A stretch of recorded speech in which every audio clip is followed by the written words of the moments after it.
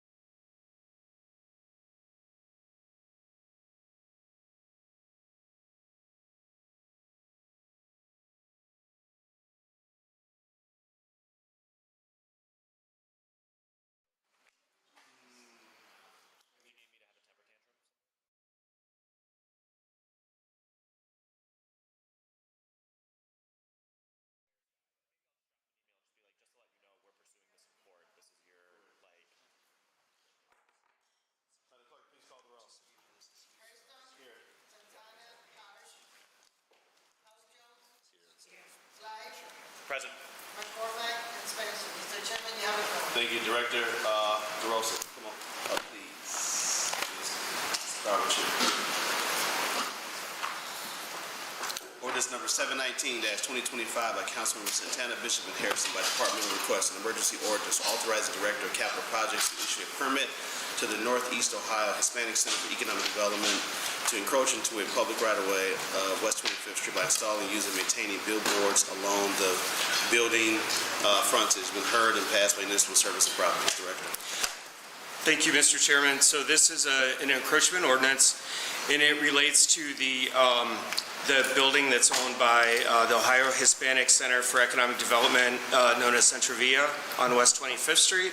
And the encroachment request is to put in bollards along the building on West 25th Street, and it's to improve pedestrian safety as well as to provide additional protection for the building, which over the years has been struck by vehicles. As I acknowledged at the previous committee, the bollards are in. The organization did install the bollards without city permission, and we are working with them to ensure that the bollards were installed properly and installed in the right location. And this ordinance, once it's passed, gives us the approval to authorize those bollards to remain. Got it. Sound good. Yes, I'm aware of I know the bollards you're talking about. Mm-hmm. Yeah, they did some great work to restore this facility, and a simple piece like this helps them. Any questions from the committee? Seeing no further questions, ordinance number 719-2025 stands approved. Ordinance number 955-2025 by Council Members McCormack, Bishop, and Harrison by departmental request, an emergency ordinance declaring the intent to vacate all of the unnamed alleys south of Abbey Avenue. Director. Mr. Chairman, so just a reminder to council members that the vacation process is a three-step process. The resolution of intent to vacate, which this is the first of that three-step process. Then the request goes to the Board of Revision of Assessments. If approved there, then it comes back to council for an ordinance to actually vacate the roadway. So as mentioned, this is the first step. This is the intent to vacate an unnamed alley that goes just south of Abbey Avenue.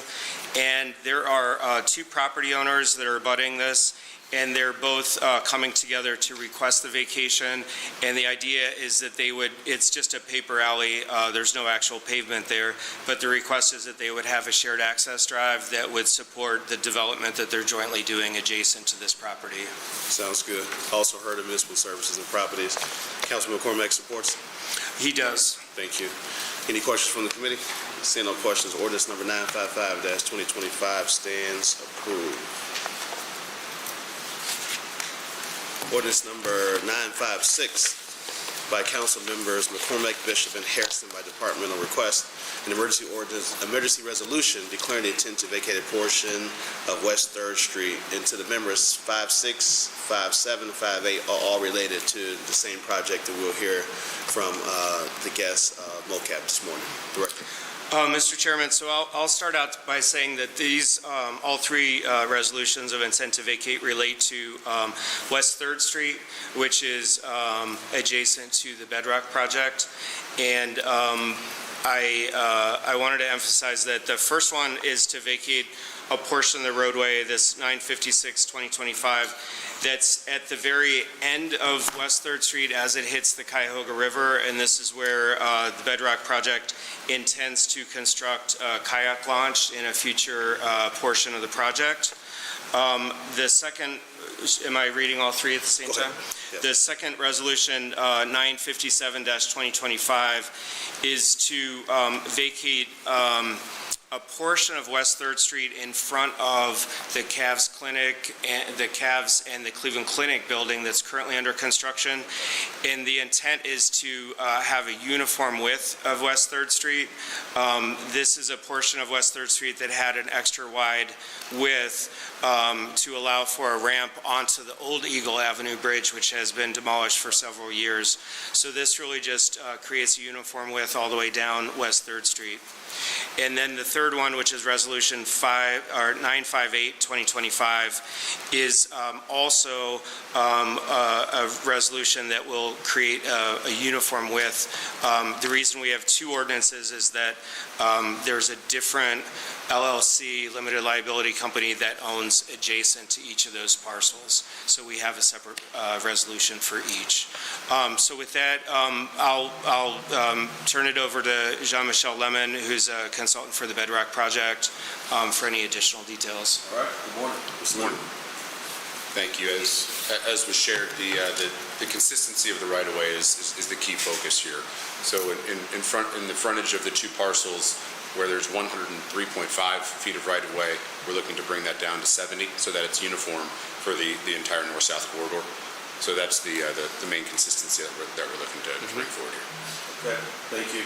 Any questions from the committee on the first piece, which is 956-2025? Seeing no questions, 956-2025 stands approved. Ordinance resolution number 957-2025 by Councilmembers McCormick, Bishop, and Hairston, by departmental request, an emergency resolution declaring the intent to vacate a portion of West 3rd Street. This is the second phase that's near the Eagle Road Bridge, right? Yes. That was just narrated by the Director of MOCAB and his guests. Any questions on ordinance number 957-2025? Seeing none, ordinance resolution approved. Resolution 958-2025 by Councilmembers McCormick, Bishop, and Hairston, by departmental request, an emergency resolution declaring the intent to vacate a portion of West 3rd Street. And this last portion, Director, is in front of the new facility, correct? The Cavs and Cleveland Clinic facility? So this one is a little bit further. What direction is that? It's further south. Further south. Okay. Yes. As narrated by the Director in his previous comments along with the guests. Any other questions regarding Resolution 958-2025? Seeing none, resolution number 958-2025 stands approved. All right. Thank you. All right. Ordinance number 976-2025 by Council Members McCormick, Bishop, and Hairston, by departmental request, an emergency ordinance to vacate a portion of West 48th Street Southwest and Raven Court Southwest. Director?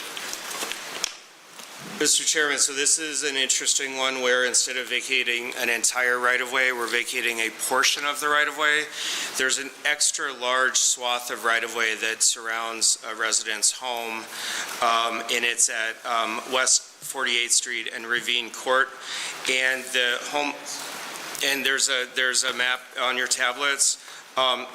The homeowner has approached us because they'd like to either build a second home or a garage on the remaining portion that's outside of what's normally considered right-of-way, outside of the sidewalk and the tree lawn areas. So by doing a partial vacation, this allows the city to retain use of everything that's traditionally tree lawn, sidewalks, curb areas, and then the homeowner then would have use of the remaining portions around his property. Got it. Councilman McCormick is in support? He is, yes. All right, thank you. Any questions from the committee regarding ordinance number 976-2025? All right, seeing no further questions, ordinance number 976-2025 stands approved. All right, ordinance number 977-2025 by Council Members McCormick, Bishop, and Hairston, by departmental request, an emergency ordinance to vacate all of relocated Lorraine Court, a portion of West 48th Place, and a portion of Turn Avenue Southwest. Director. Mr. Chairman, this is another one with the support of Councilman McCormick. It relates to the campus of Urban Community School, which is located at 4701 Lorraine Avenue. And prior to the construction of the school and the campus, there were various roadways that went through that campus. And so we've worked with them to provide proper fire access to their school and their campus to allow these three portions of roadways to be vacated.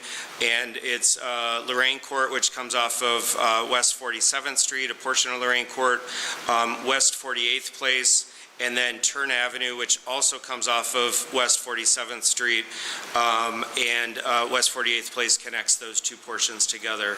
So we do have, this is the actual ordinance to vacate it. It did go through Board of Revisions of Assessments, and we did make accommodations for Division of Fire. Gotcha. Can I see your map there? Yes. Not a part of the executive summary.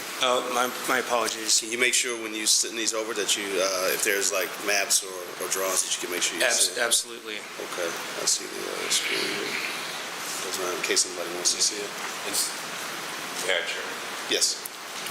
So through the chair, it looks like the portion of West 48th in question, the director, is being used for parking. Generally speaking, yes, it's parking, circulation. And so through the chair, the idea is by vacating 48th Street, they can keep their parking and the parking lot becomes access for fire trucks? So I believe that the requirement by fire was to add fire hydrants at certain locations. And there is access for the trucks, but fire was concerned about where they're going to access water from. So my understanding is that they added fire hydrants. Is that correct, Rick? Do you have any additional insight? Okay. Yes. So circulation, yes, and fire hydrants.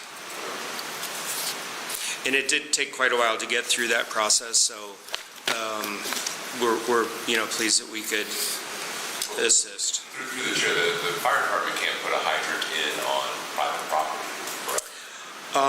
My understanding is, through the chairman and the councilman, is that, would it be on West 47th Street?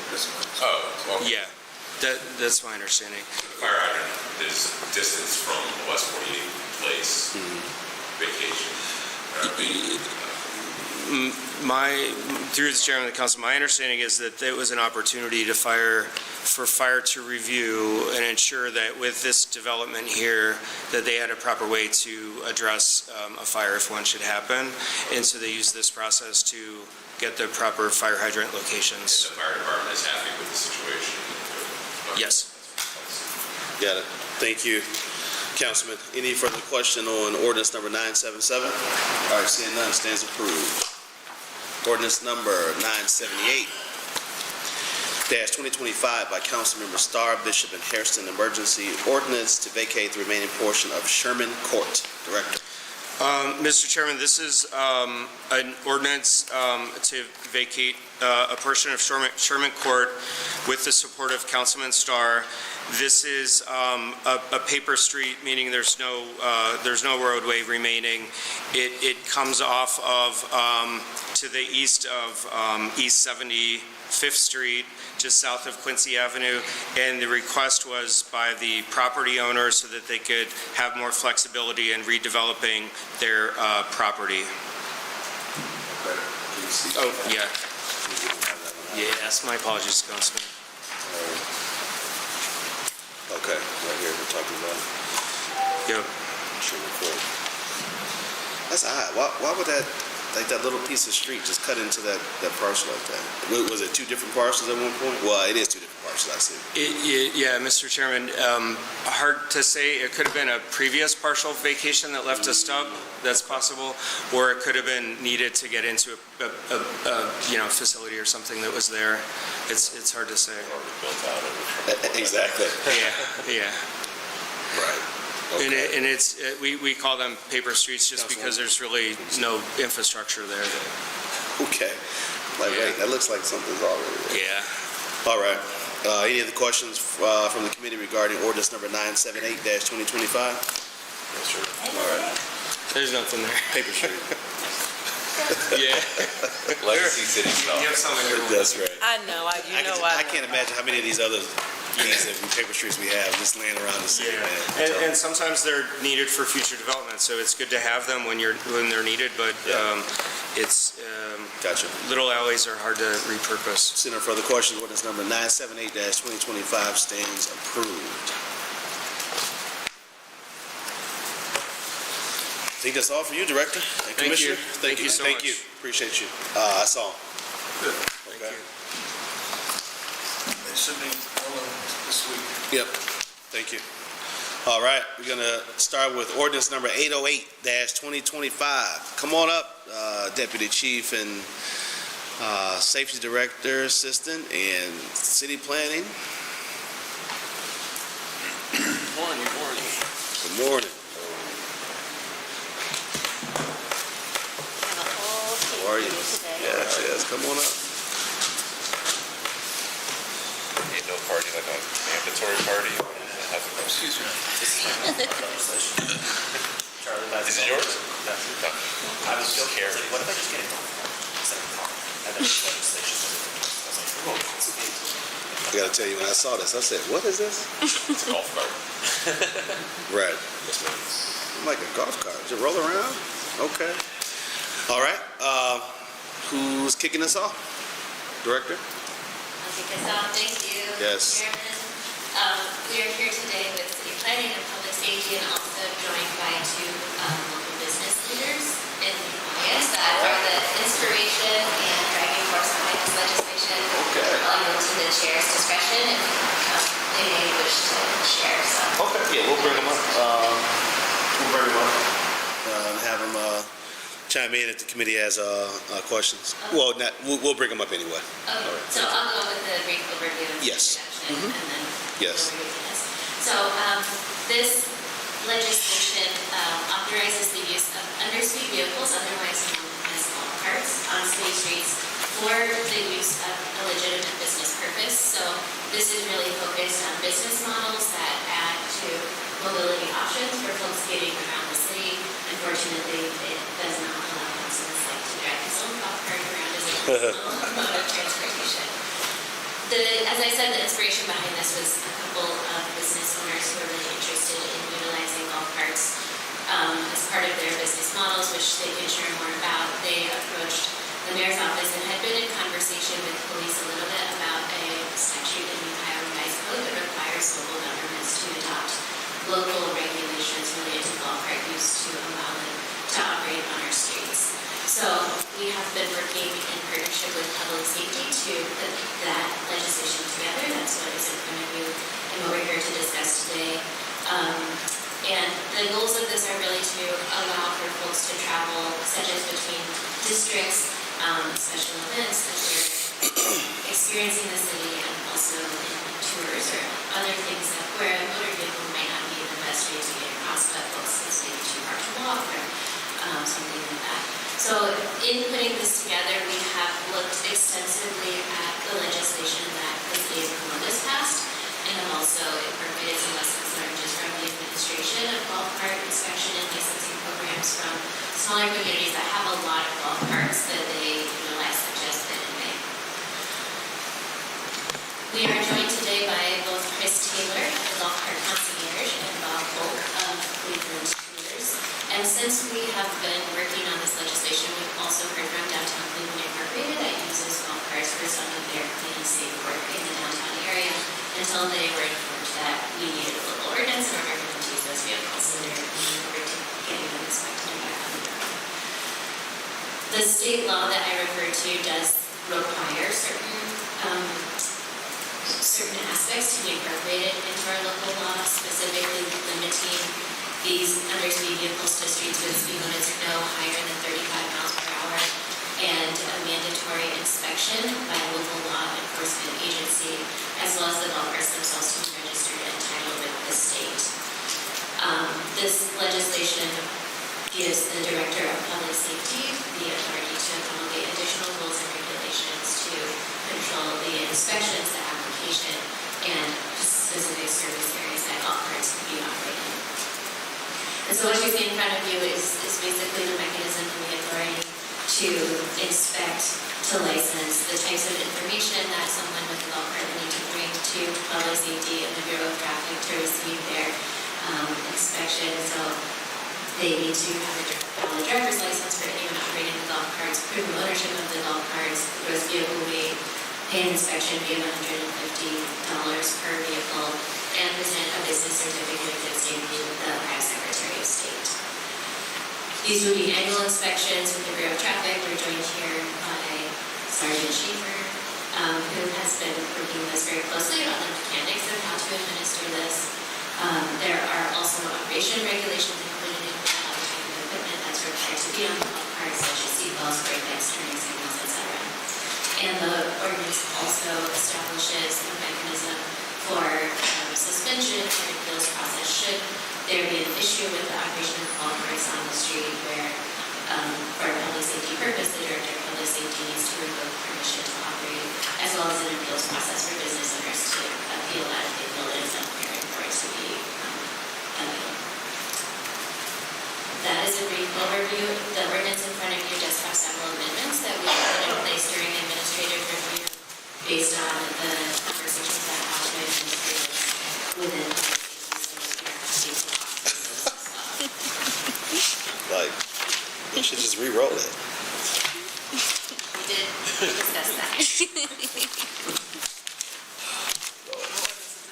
808. Okay. Mr. Titrum, did you see this? Okay. They should have just rewrote the ordinance. All right, we're gonna deal with it. All right, okay. Thank you for the presentation. Director, any other comments from Public Safety, Police Department, Sarge, anything you want to add? Not at this time, sir. We've gone over this extensively. Okay. And identified here. Get your microphone close. Yeah. Just pull it closer. Sir, we've gone over this extensively and making sure that we've identified all the public safety pieces, licensing from the state of Ohio, what our inspection will entail, and how to identify those vehicles and track them. So, we know who we're looking for, the operators of those vehicles, and who the businesses are that are utilizing them. Okay. All right. Just a few questions for me before I go to the committee. You mentioned that there's a number of safety equipment that the cart must have. Is that included in the ordinance itself, or is that some sort of attachment? To the chairman, yes, that's listed in the ordinance in section 115.06, and it refers back to the requirements in the Ohio Revised Code for vehicles of this type. All right. So we took the ORC's requirements and added it to our piece. Okay. Is there anything that maybe Columbus or Put in Bay added that was not an ORC, that was in addition to the ORC maybe that they added or they required? No, sir, nothing to that effect. We did learn a lot in terms of the administration of the programs from them, and that was the main value that we taught them. Gotcha. Okay. Sounds good. What is our current golf cart policy? Do we have one? None? We do not have one. That's why we're here today. Okay, I see the thumbs down and I see zero. All right. Well, clearly because downtown Cleveland Lions couldn't even use their cleaning vehicles to do the work. Okay, all right, gotcha. And the areas of operation, my understanding this is just for the downtown business district currently, correct? To the chairman, the ordinance explicitly allows the director of public safety to determine authorized service areas. At this point, we don't have any geographic restrictions in mind, but there is the authority to have those should that be an issue. I know when you hear from the businesses, especially, I believe the tour company has some routes at University Circle and other things. So activity is Yeah, not I've seen that. Yeah. thought to be limited to downtown at this point or desired to be limited to downtown at this point, but there is authority to put some boundaries around service should that need to be done from a public safety perspective. Okay, that's a little different than what I was told early on, that it would be like a pilot, basically, kind of starting downtown in the business district to see how it goes, because the two companies already operate other types of transportation and tours and et cetera, in the particular area. So that is not the case anymore. This will give the blanket authority for public safety to say, hey, yes, you can go operate over here or over there, wherever, an entity may choose to operate. That is the case. Okay. My only thoughts with that would be is that, where does, like many things, downtown that's a little bit different, right? Because, you got arenas, you got concert venues, you got a lot of different things. Some neighborhoods do have, destination places as well. And, just thinking about, some of the areas around the city that that may or could utilize this service, where does the council member, come into play with this? Are they notified? Is there interaction with the council member? Maybe to look up and now you got golf carts all up and down a certain area and then the business. I mean, it's just, or just not even golf carts. If you go to Put in Bay, you know how it can be, right? And to get some smaller areas that maybe have a strip of bars or restaurants together, and the congestion and just the things that can happen, and we're gonna bring up our guests in a second,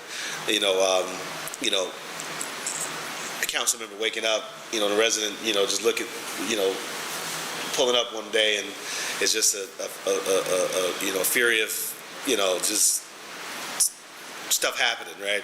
And not know what's going on. And so we need to think through, kind of notification, council input, involvement, and whether these additional areas, into my mind, I thought it was strictly for downtown at first, because any additional areas, maybe have consent of the council member, like we do when we do permits for, stuff like that, right? When we get those type, or whether when we do public right-of-way installations and stuff like that, through MOCAP. So just my mind thing. We don't have to answer that now, but the committee can digest that, and we can come back to that through our discussion. Okay. All right. That's all from me. We go to the committee for questions. Councilman. Thank you. And I was joking, sometimes I feel like I have a car so I can drive kids 1 mile across the neighborhood. I was like, maybe it just makes sense to have a golf cart, and it's popped up. My question is about, in the legislation, section 401-711, where it defines an underspeed vehicle, is pretty explicit that an underspeed vehicle does not exceed 20 miles an hour. I believe that there's a differentiation between an underspeed vehicle and a low-speed vehicle, which would be, if you're going 21 miles an hour, that's now a low-speed vehicle, which is, I'm not saying we should have golf carts flying down the street, at 50 miles an hour, but, 25 miles an hour still feels kind of reasonable. Is there any call out for that type of vehicle in this legislation? Would we need further legislation to make those street legal in Cleveland, or are they already street legal because ORC only requires local regulations for underspeed vehicles? This legislation specifically focuses on the underspeed vehicle operation, so we're only focusing on those vehicles that go up to 20 miles per hour. I don't know the answer about if there's specific local legislation needed for the low-speed vehicle category, but we can certainly investigate that and get back to you. This, however, does not focus or address at all low-speed vehicles. Gotcha. Thank you. All right. Thank you, Councilman. Anything, Councilman Hirsch? Yeah. So, through the chair, just to be clear about a couple of things. So there's a guy somewhere in Old Brooklyn who likes to zip around in his very fancy Ohio State Buckeyes golf cart, which is somewhat amusing and somewhat illegal. I know that guy. You know that guy, yeah. I personally know him. Okay. It's say cute. it in public. Probably illegal. Through the chair, would this allow any residential use of golf carts by people that just happen to own them in the neighborhood? To the councilman through the chair, no, it does not. It limits use to what the ordinance defines as a legitimate business purpose, and Right. that is checked in the application process by requiring a business certificate of good standing from the Ohio Secretary of State delivered Yeah. to the Bureau of Traffic. So Councilman Slife On is that, out of luck. Can I ask a question on that point? Because I don't see through the chair in the legislation where it specifically calls out like a business license. Is that part of the law, or did I miss it, or is that part of the Sure, so policy? this is one of the amendments that was added in during administrative review, so So you you have got the it. section as amended. Section 7. So it's first in section 450.01. For the purposes of this section, underspeed vehicle rentals and private use shall not be included as a legitimate business purpose. The sentence before that says only for legitimate business purposes as determined by the director. And then in the section 450.03, in the information that's required to be submitted as application for inspection, there's the certificate of good standing.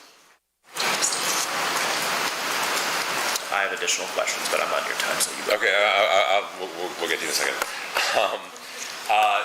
Okay, I just want to clarify that this does not authorize residential use for people who own their golf Councilman. carts. Look, read these amendments that's in your tablet. 808. Next question is through the chair. Would anyone be able to manipulate this legislation to legalize ATV use would anybody be able to adapt an ATV to be used using this ordinance? I think they go over 20 miles an hour. I don't know if that would be like the difference between a golf cart and an ATV being used.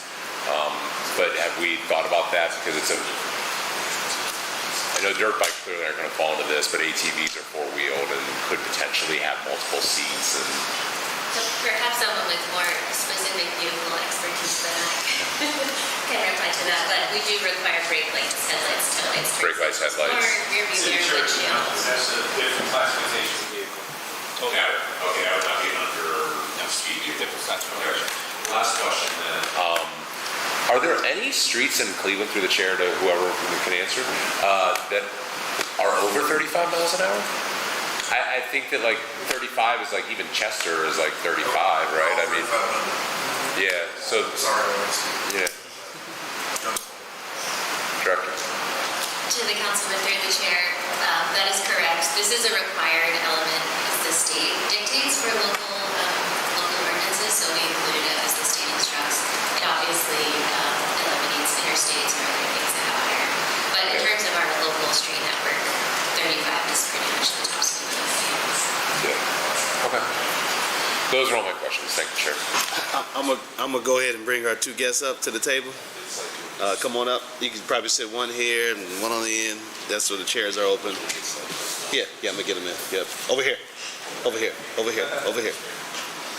Yep. Sorry to All right. separate you. And to use your mic, you hit the green button, and so we'll let you know if we. Push. Yep. If you got a question that we want you to answer, we'll no, you're good. Councilman Slife? Sure, so I'm not gonna belabor the point, and I don't see a pent-up demand for people using golf carts in Cleveland at this time. But I am curious if the administration could expound on the limitation to commercial uses only. I guess there are many places, as a casual bike rider, for example, there are many places in Cleveland where I'm legally able to ride my bike, but I wouldn't because I don't feel safe. And we have gone through a number of efforts to encourage people to ride bikes, which I would argue feels in many cases less safe than being in an actual vehicle, even if it's smaller. And there's also a physical limitation. So I guess in a world where we're trying to encourage people to maybe use more environmentally friendly modes of transportation, I guess I would have thought golf carts could have fit into that. And so I'm just curious if the administration could speak as to why there would be a limitation against the Buckeye fan in Old Brooklyn going down the street in his golf cart to pick up a gallon of milk from the store. I'm sure it was milk. It was milk. To the councilman through the chair, philosophically, that very much is in line with our thinking, as well as the desire to support local businesses in terms of why we have put this together and are bringing this before you today.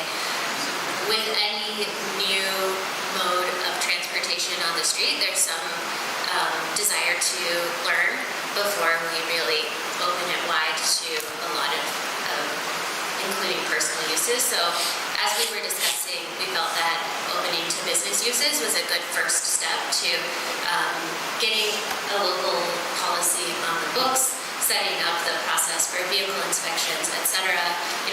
There's also a difference in scale between business use and then opening up to personal use that requires some scaling up. And so I don't know that there's any resistance to eventually opening it to personal use, but we did feel like it was very important to get experience with this type of vehicle on the street, to work with police to understand what they're seeing in terms of use and administration of the ordinance before opening it to additional uses.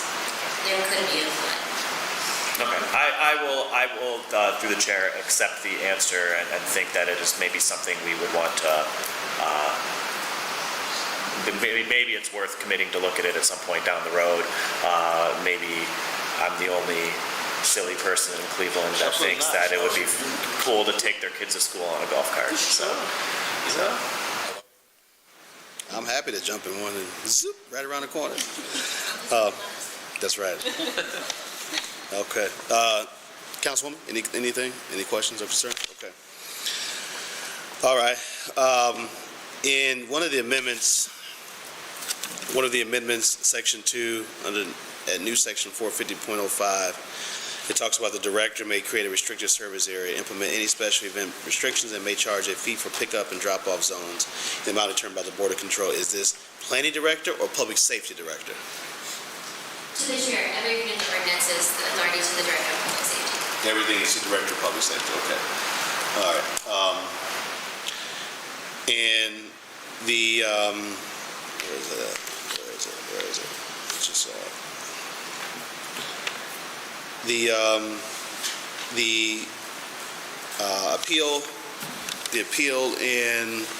appeals process.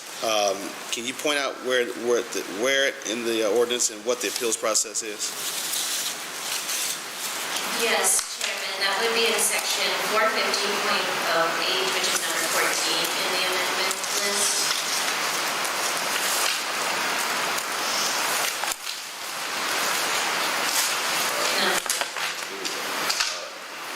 And so that gives authority to the director to suspend or revoke the department's consent to operate under speed vehicles in this chapter, especially if there's a hazard or risk to the health, safety, and welfare of the public. It requires the director to give written notice of that suspension or revocation.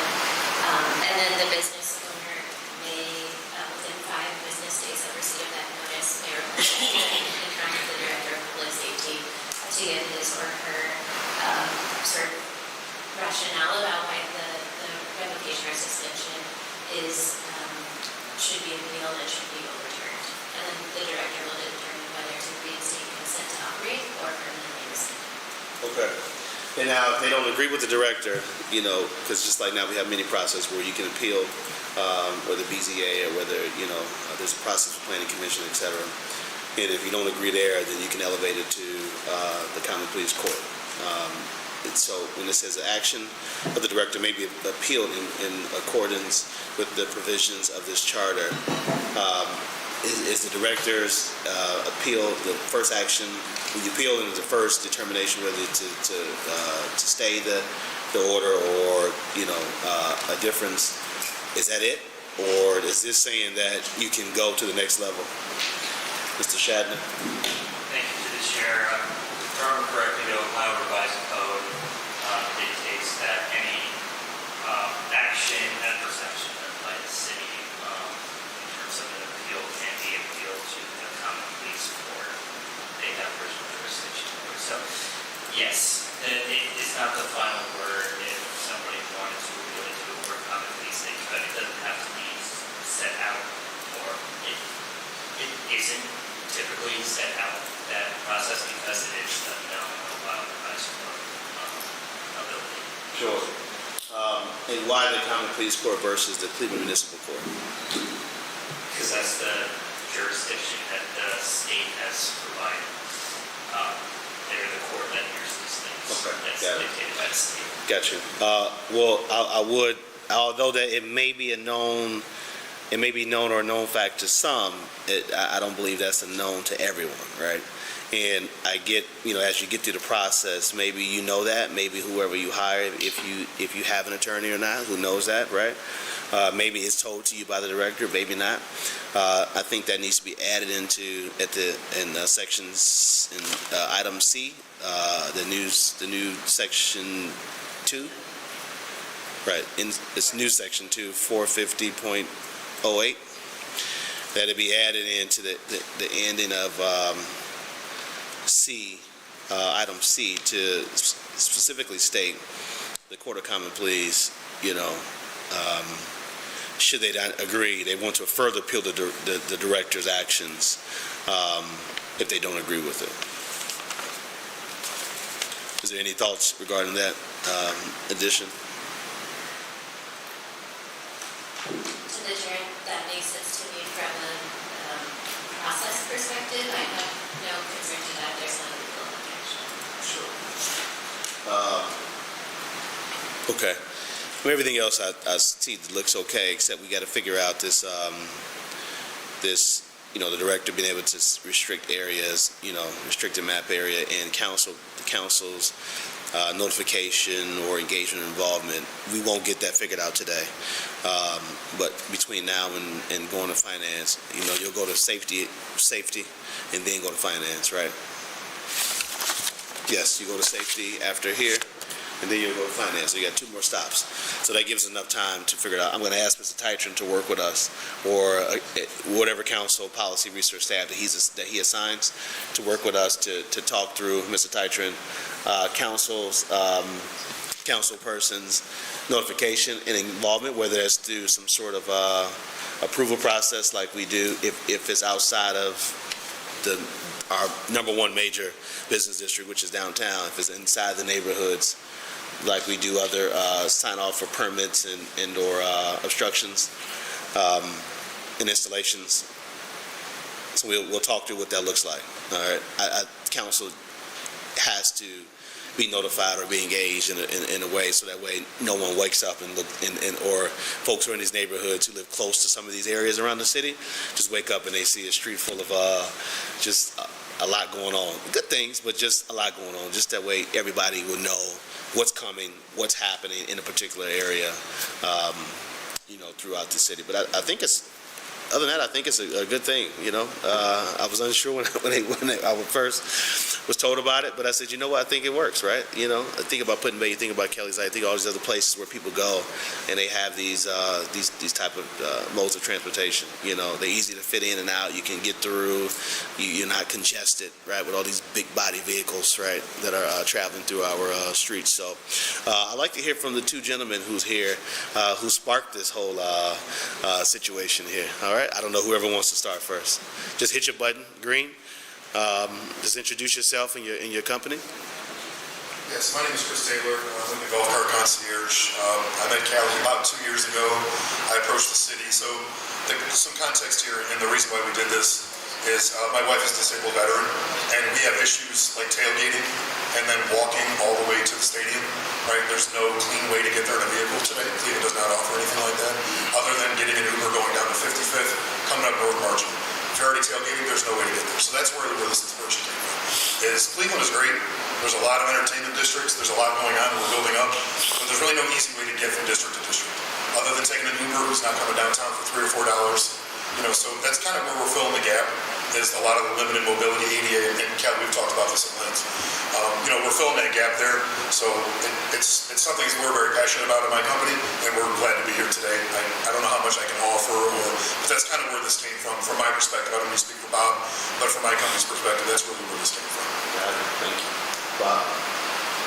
Yeah, my name is Bob Polk, and I'm running Cleveland Leisure Tours Cleveland. It's kind of an offshoot of I've been giving tours since 2011 with Bob's Bicycle Tours. So I've been doing the touring business since that time. And this is just an extension. As I'm recently retired and people are getting older, they not so much want to use the bicycles, but using the golf carts to get around. So I start my tours in Tremont, go through that city, then majority of time spent downtown, and then finish up in Ohio City. So also I've been working on this a little over a year and a half. So we're glad to be here, but and I understand all your problems with what could happen in the future. You don't want it to be overrun with golf carts, And our intent, and myself and Chris is the, majority of the time getting people from point A to point B, and I do mostly tours, but we'll complement each other well, and we just think it's a good thing for the city to help get people around, on a timely basis without breaking the bank. Got it. Thanks, Bob. Thank you both. Yes, and I just wanted to touch on the neighborhood thing real quick. We would like to do rides out in the neighborhoods. So I understand that if we could, help with that in any way, we really would like to. We have folks in Gordon Square that have contacted us already that would like rise to the theater districts and things like that. So I just want to throw that out there for future conversations. I really appreciate that. Thank you. Absolutely, I don't, think any of us are against that, we want to encourage that and support that 100%, right, it's like, you've been out, maybe been walking the neighborhood all day, you're like, do I really want to truck all the way down Detroit to go over the bridge? I don't want to really take an Uber because it's close, I'm not, We don't serve the price. the bus is taking forever, right, I want to just hop in and get there. So, no, we get it 100%. We just, to have, some clarity on how things will go, because it's different when you get into the small pockets of the neighborhoods, you know what I mean? Absolutely. Yes. All right. Well, listen, all of the amendments, yes. Sorry, but, No problem. to the chair, we did have one additional amendment request after we made you a very long list. This is from Downtown Cleveland Incorporated, authorizing the Director of Police Safety to potentially waive the inspection fee if the vehicle is used for a not-for-profit purpose. So should council wish to consider that, we wanted to bring that forward. So, if the vehicle is used for not-for-profit purpose, so what happens if you get a company, a nonprofit who wants to operate this, facility? DC is a little bit different because they're cleaning, they're working, right? You can get a nonprofit who wants to start a business, right, to generate, to work in neighborhoods as well, right? And so, we should probably, talk about that, Councilman. Respectfully to our friends at DCI, I think that the safety, I was kind of shocked when I moved to Virginia years ago and they require safety inspections on all vehicles. We don't do that in Ohio, but the need for these vehicles to be safe, if they're going to be interacting with cars going at and often above 35 miles an hour, I think is pretty important. So I'm a little reluctant to call it. I can assume what the purpose of it is, but is it beneficial to the workers and individuals actually using the vehicles to potentially waive that inspection? Councilman, to clarify through the chair, the request is to only waive the fee for the inspection, not the inspection itself. Thank you for that. Sorry for that. All right, so we're just asking to make an amendment to waive the fee, not the inspection itself. Okay. Any other thoughts from the committee about waiving the fee? Question. Councilwoman? If this works. Okay, through the chair, just a question. So who actually will be administrating this, like the inspection portion? Chair of the Council, it will be the Bureau of Traffic. We have myself, we have commercial vehicle inspection officers that are certified to check these things safety-wise. We will be conducting and scheduling these inspections through the Division of Police Bureau of Traffic. And through the chair, to Sergeant Schaefer, what do you anticipate the additional kind of workload will be based on these annual inspections? Chair to the Councilwoman, I think just scheduling, we had spoke previously about having a certain span of time yearly that they would need to schedule these inspections. Obviously, a new application or a new business, we would have to make an accommodation for, but on a yearly basis, having a set time frame. We had mentioned earlier they have the food truck rallies every year that they get everybody inspected within a week or a couple days, so having something similar to that annually. And through the chair to the sergeant, how many people do these inspections? Like, what is your team comprised of? How many There people? will be approximately 5. So it's 5 people. 5 people. I mean, it couldn't be, it really only needs to be one person, so we would schedule that either at our office or somewhere centrally located. Okay. Because the reason I was asking that in relation to a fee of just understanding how we are working to ensure that we have the capacity and the necessary resources to actually effectively do this, not overstretching a capacity that's already questionable at times. I'm just saying, it just, our capacity is stretched. Okay, thank you.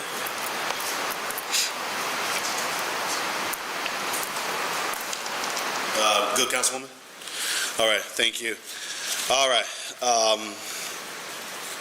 we have this laundry list of amendments here. All council members has this on their tablets. I'm not going to read each of these items. Many of them we've already discussed. It talks about the suspension, revocation, the permission to operate, the appeal process, what constitutes a personal use versus a business use and the requirements, et cetera. Anything that comes up between now and finance with the support of policy and research, we will make sure we get that to you all, in addition to working to make sure we have a way for council members to be engaged in the process, to know kind of where the extensions are happening, really in the neighborhoods. Then no one is caught off guard. With an influx of more vehicles and carts. All right, and really more so for safety purposes and for kind of notice to the people who live in the neighborhood. All right. Well, seeing no further questions, ordinance number 808-2025 as amended stands approved. All right. And we'll work with you all between now and then to make any additional changes, all right? Thank you all. Thank you. All right? Can you talk to you? But just don't leave. Don't leave. Oh, well, I'm sorry. Just hang on one second. Sorry. So you're going to hang out for a minute? Okay, I'll catch you then. All right. Ordinance number 984-2025 by Council Members Harrison and Griffin by departmental request emergency ordinance to amend sections 173.65 of the codified ordinance of Cleveland, Ohio, 1976, as amended by ordinance number 770-2021 passed September 20th, 2021, relating to the City Planning Commission. Director? Thank you. So, Chair, this piece authorizes us to bring forward two alternates to the City Planning Commission and set the compensation rate that will be paid just when they come to Planning Commission to serve as a substitute. The charter has allowed, and I saw a previous conversation with Berman recently, he said that he led the charge to get the charter updated to allow this many years ago. But until now, we have not come to council to set that compensation rate to allow us to onboard alternates. So that is what we are here to do today. Should council approve this compensation, we'll post for the two alternates and bring it back to the appointments committee to be confirmed before they are official alternates of the City Planning Commission. Gotcha. Councilman Slight, why can't we pay you to be on the Planning Commission too? Well, what was the question? We exempt you from receiving additional pay from being on Planning Commission and spending your Friday mornings for hours, doing this work. I know in the State House and other places, when you're on committee assignments, you get a boost. Yeah, well, it's specifically, it's leadership. So it's vice chairs, ranking members, stuff like that. I know there's other bodies that receive additional compensation, including when you serve as the leader of this body, right? And I'm just wondering. We should probably look at that in November, December. Yes. How about that? So I'm curious. Is there a reason that they never told you why? We could talk about it offline. So two comments. One, I do not receive any additional compensation for being on the Planning Commission. I'm happy to serve on behalf of the body. Quite frankly, it's one of those things that it's just was explained that's how it is, so that I haven't put much thought to it. I will say that prior to being on City Council, I actually was an alternate for the Planning Commission, and at that time I did do a number of meetings that I didn't receive compensation for that. So I can also attest to the fact that the alternates are not paid. We do not have any alternates at this point, and we have the authority through appointments to put some on. But if they were asked to come forward, they'd be doing it voluntarily and while other members were being compensated for the time. So I see the value in this. It is maybe less enticing, especially when you're losing potential salary elsewhere to serve the city. That this could help offset that loss. Gotcha. No, I appreciate that. You're right. we pay the city members, but the alternates who come in to help out, to keep the ball rolling, we just say thank you and pat them on the head, right? So I have no problem with supporting the two alternates in terms of, a small compensation to support their work. Councilman Harsh. Thank you, through the chair. Would the $187 compensation come out of the stipend for the person that they have to fill in for? City Councilman, through the chair, no, that came out of my All right, through the chair, well, has anybody run the numbers? How much would have been expended in 2024 had we been bringing in alternates and paying them? What kind of dollar amount would we spend here? We will run those numbers to add these into the city planning budget when we have them. Sure. And then lastly, through the chair, do you expect this cost to be absorbed by your existing budget easily, or will this lead to an increase in costs? I expect that it will be absorbed. All right, that's my only question. Yes, Councilwoman. To the chair, to the director. Quick question, how did you all come up with the $187 per diem? To the councilwoman through the chair, this is the alternate payment amount that's already in place for the Board of Building Standards, and so we compared what those committee members full-time are paid and what has been passed by council as alternate, and just use that same year. Okay, so this is to the Director. Yeah, I don't know who this request needs to go to, but I am going to put a request that for all of our boards and commissions, because city planning in particularly, I absolutely think that we need to look at the compensation of board members. When you look at the amount of time that they are spending compared to other boards, this is not an equal thing. We need to look at creating a structure that is equitable, and that will probably require some board members will get a little bit more, and some board members will get less. But I think it's far beyond time, and that's why I'm just driven like, we just derived that from this per diem rate. If I understand you correctly, it came from the alternative rate set from the Board of Standards. Is that what you're saying? Yes, to the councilwoman through the chair. The board members of the Board of Building Standards and Appeals and commission members of the City Planning Commission, the full-time members, have the same compensation rate set in legislation currently. Board of Building Standards also has compensation for alternates already established. So because the full-time board member compensation is already the same, we also are recommending adoption of the alternate member compensation. Again, through the chair, to the director. So when was that set? The alternate rate for the Board of Standard and Zoning Appeals. When did that rate come into fruition? To the councilwoman through the chair, I am not sure, I can find out by the I think that's really important to know as again, this is very typical of the city of Cleveland. We use with something else done, but I'm just really understanding, like, where did it come from? At what point, what time frame, how, why? Just why? To the councilwoman through the chair, I do note in section 173, as you'll see here, and then the new C, the compensation rate changed beginning in 2022. So I wasn't here at that time, I don't know the details at that time, but there was some adjustment and calibration that happened in 2021 that we can go back to the 2022. I'm happy to dig into those historic details and take them. Thank you. Thank you, Councilwoman. Thank you, Director. Yeah, we got some stuff we need to discuss next couple of months. Yeah. All right. Seeing no questions or objections, ordinance number 984-2025 stands approved. All right. That's it for us. Thank you. Committee adjourned.